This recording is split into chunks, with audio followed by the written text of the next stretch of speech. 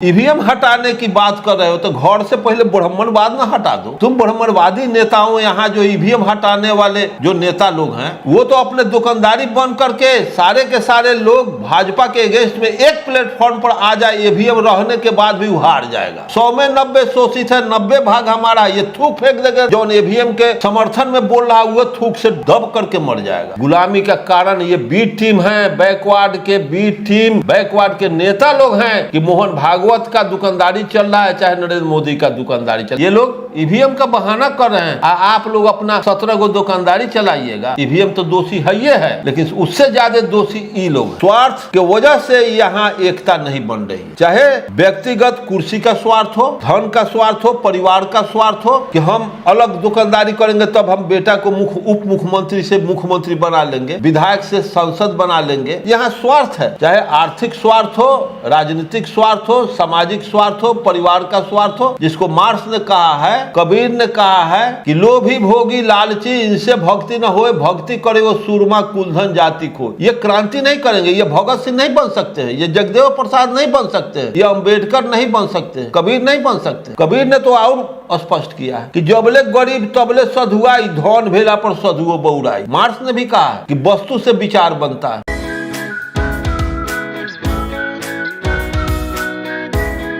आज हमारे बीच अर्जक संघ बिहार प्रदेश अध्यक्ष माननीय अरुण कुमार गुप्ता जी जुड़े हुए हैं। इन्हीं से जानते हैं कि ईवीएम हटाओ आंदोलन पर आपकी क्या प्रतिक्रिया है, क्या ईवीएम हटाओ आंदोलन में आपकी सहमति है, क्या आप उसे समर्थन देते हैं और क्या कुछ कहना चाहेंगे? अब विस्तार से इस पर अपने प्रकाश डालें। देखिए, ईवीएम वाला प्रश्न जो है, हम लोग तो रूट को पकड़ते हैं, जड़ को पकड़ना चाहिए, बीमारी को पकड़ना चाहिए। जब तक बीमारी नहीं पकड़ाएगा तो उसका डायग्नोसिस भी ठीक नहीं होगा। कोई फिजिशियन डॉक्टर रोग को नहीं पहचानेगा तो प्रॉपर उसका दवा भी नहीं चुन पाएगा। मैं IGMS में गया था तो एक गो दवा लिखा, और वही बीमारी अगर मुजफ्फरपुर में या पटना के डॉक्टर के यहाँ दिखाते तो 17 गो दवा लिखता। क्यों?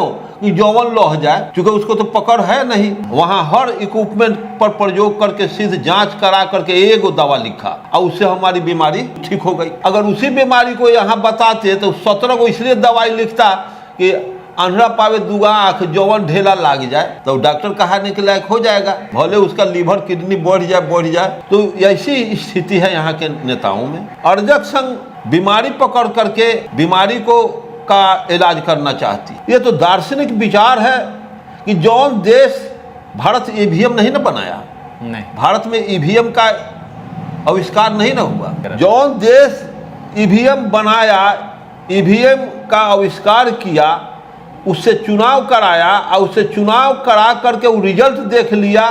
गलत सही का मुआयना प्रयोग में ना होता है, व्यवहार में ना होता है। जब व्यवहार उसका हुआ, उसका दुरुपयोग हुआ तो वो खादर में रखौड़ा पर फेंक दिया। आज वहाँ बैलेट पर चुनाव हो रहा है। और जौना देश में ईवीएम बाद में आया वो हटा दिया, आई बनाए हुए ईवीएम से कराओ, ईवीएम से कराओ। क्या कारण है ईवीएम कराने का?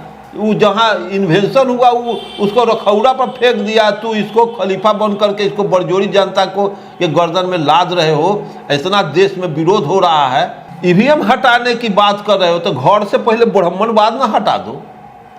तुम ब्राह्मणवादी नेताओं यहाँ जो ईवीएम हटाने वाले जो नेता लोग हैं वो तो अपने दुकानदारी बंद करके सारे के सारे लोग भाजपा के अगेंस्ट में एक प्लेटफॉर्म पर आ जाए, ईवीएम रहने के बाद भी हार जाएगा। जिस दिन लालू, नीतीश, मायावती जितने लोग हैं, चाहे ये हो जीतनराम मांझी हो, उपेंद्र कुशवाहा हो, ये लोग एक प्लेटफॉर्म पर, ये 10 चेहरा अगर एक प्लेटफॉर्म पर आ जाए तो ईवीएम तेवीएम तो कुछ होना है, तो मार लाद के ईवीएम को फेंक देगा। ये लोग जहाँ एक हो गए तो इनकी सरकार बिना ईवीएम के इनकी सरकार पार्लियामेंट में चली जाएगी।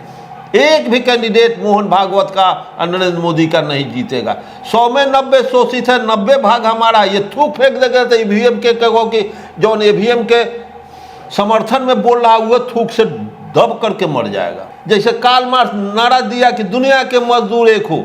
अगर दुनिया के मजदूर अगर आज एक हो जाए तो ये थूक दुनिया के मजदूर फेंक देगा तो दुनिया का सारा पूंजीपति डूब के मर जाएगा। लड़ाई कहाँ बनती है? हथियार उठाने का बात कहाँ होता है? अगर दुनिया के मजदूर एक हो जाए उसी तरह से जगदेव प्रसाद का नारा है कि 100 में 90 सोची, 90 भाग हमारा है।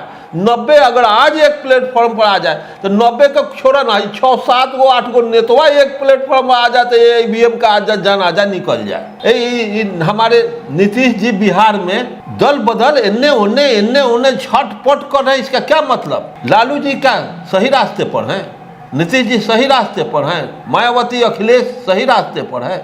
कोई सही रास्ते पर नहीं है। बुलंदी से मैं कह रहा हूं कि अगर सही रास्ते पर ये आ जाए तो ये अपना परिवारवाद छोड़ दे, अखिलेश परिवारवाद छोड़ दे, मायावती परिवारवाद छोड़ दे, रामविलास पासवान परिवारवाद छोड़ दे। इसीलिए ना रामविलास पासवान जी को या नीतीश जी को लालू जी से न पटा, लालू जी को उनसे न पटाए कि ये अपना परिवार के दुकानदारी चलाएंगे, रामविलास वो अपन परिवार के दुकानदारी चाहिए। कंट्राडिक्शन, एक म्यान में 2 गो तलवार रहेगा। वो अपना बेटा पोता भाई भतीजा सार बहनोई को वो संसद बनावे, इसी तरह से संसद बनावे। वो यही मायावती यही लेखन भाई भतीजा के संसद बनावे। अखिलेश मुलायम सिंह यही लेखन अपना कर कुटुंब बेटा बेटी के बनाए। इस सारे लोग अपने परिवार के लिए लोग राजनीतिक दुकानदारी खोले हुए। अगर ये लोग आज एक प्लेटफॉर्म पर आ जाए, सब परिवारवाद छोड़ करके एक जगह ये सारे लोग आ जाए तो ईवीएम ये नौटंकी सब छोड़ देना चाहिए। इतना ना वोट का बाढ़ आएगा कि ईवीएम सब फेंका जाएगा। वो बाढ़ में खाली हुआ कर देगा यहाँ का 90% बैकवर्ड, तो ईवीएम चला जाएगा नरेंद्र मोदी के पेटी में। लागू करने की बात, दुनिया में 90% किसी देश का 90% जनसंख्या गुलाम नहीं रहा आज तक। गुलामी का कारण ये बी टीम है, बैकवर्ड के बी टीम, बैकवर्ड के नेता लोग हैं कि मोहन भागवत का दुकानदारी चल रहा है चाहे नरेंद्र मोदी का दुकानदारी चला। अगर ये बात गलत है तो ये हो जाए, इनकी बीमारी खत्म हो जाएगी। नरेंद्र मोदी आज प्रधानमंत्री से हट जाएगा। ये लोग ईवीएम का बहाना कर रहे हैं। आप लोग अपना 17 गो दुकानदारी चलाइएगा। ऐसी व्यवस्था में ईवीएम तो दोषी है, ये है मैं कह रहा हूं, लेकिन उससे ज्यादा दोषी ये लोग हैं। इतने भी दलित पिछड़े के नेता हैं, बाबा साहब हो, पेरियार, ज्योतिबा फुले, तमाम महापुरुषों की बात करते, चाहे वो चंद्रशेखर आज़ाद हो, मायावती हो, नीतीश कुमार हो, लालू यादव हो, अखिलेश यादव हो, जो भी नेता हैं वो सभी महापुरुषों की बातों पे चलना चाहते हैं, उनकी विचार की चर्चा करते हैं। और उसी विचार को जब समाज में लागू करने की बात आती है, उन लोगों के बीच उनकी विचारधारा को फैलाने की बात आती है, तो वो वहीं पे एक नहीं हो पाते। इस पे क्या कारण हो सकता है? उन लोगों के बीच में क्या दिक्कत हो सकती है? जब स्वार्थ रहेगा ना तो द्वंद्व रहेगा। मार्क्स ने कहा है कि जहां ईमानदारी है वहाँ हिसाब कौन चीज का? जहाँ ईमानदारी होगा, जहाँ सब बुद्धे हो जाए, सब अम्बेडकरे हो जाए, सब जगदेव प्रसाद भगत सिंह हो जाए, तो वहाँ हिसाब कथी के?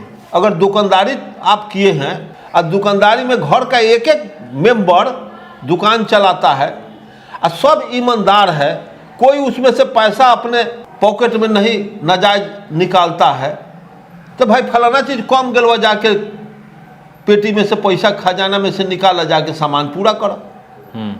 और जहाँ लीक होगा, टेक फॉर एग्जाम्पल, अगर एक घैला का 6 इंच का उसका गला है और चूतर में अगर 9 इंच छेद हो जाए, अब बोरिंग चला करके घड़ा के गर्दन में डाल दीजिए, सारा पानी उसमें भरे, कहिए कि सालों भर जीवन भर जबले धरती रहेगा घैला कहियो भरेगा नहीं, क्योंकि 6 इंच पानी आ रहा है, 9 इंच पीछे से लीक कर रहा है। तो जहाँ ईमानदारी रहेगी वही घैला भरेगा, जहाँ लीक नहीं करेगा वही घैला भरेगा।